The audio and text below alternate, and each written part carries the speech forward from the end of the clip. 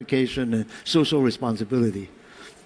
I think that is the mic working? Yes. Yeah, it is. Okay.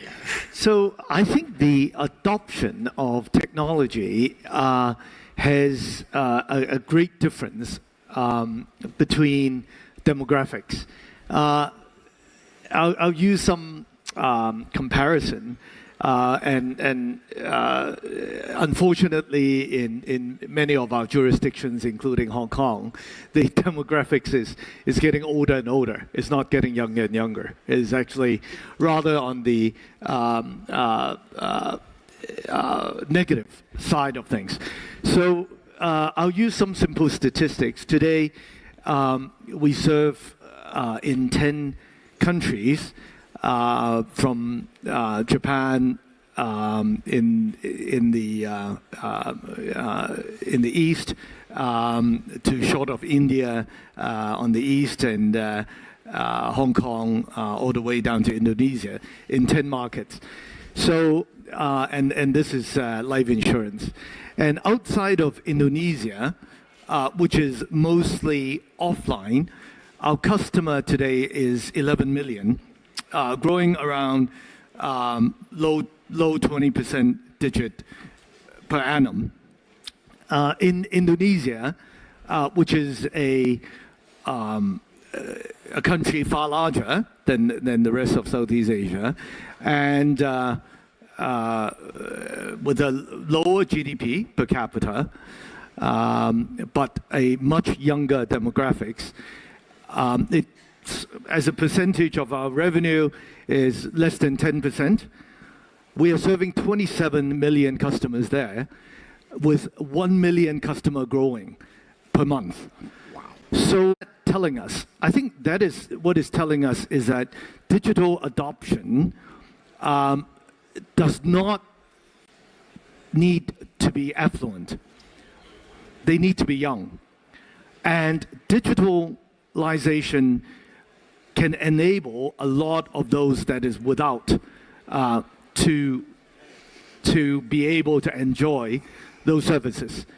And this would not have been able to happen less than 5 years ago.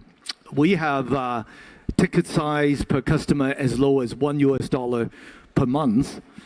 Of course, the margin in Indonesia is still comparatively a little bit lower, but still the margin is about 50% from outside. So the cost of servicing has dramatically reduced. So I really very much believe that the next generation, because whatever the demographics is, however low the birth rate is, the next generation would be able to enjoy better services from digitalization. So I think that's one factor. And also, digitalization has enabled us to serve people of different religious belief better. And of course, in Indonesia, by and large, over 80% of the new clients buy financial products that needs to be Shariyah compliant products, and that makes it a lot easier to comply with those.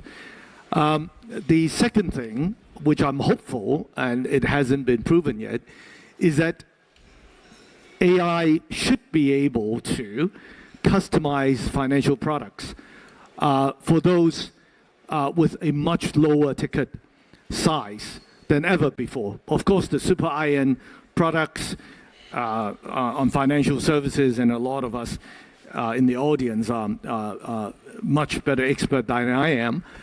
These are centered around Singapore and Hong Kong, offshore insurance or financial products. Of course, when a big client comes, in the back room, everybody is working to plan for exactly what they need. But with AI, we believe that middle class or even below middle class, one should be able to customize products for them a lot better. The last point I want to cover is ethics. There has always been fraud in financial services, especially since the first day of banking. actually invented by the Medici family, I believe. And I believe when it comes to services, it comes responsibility. And I do believe that regulators should punish those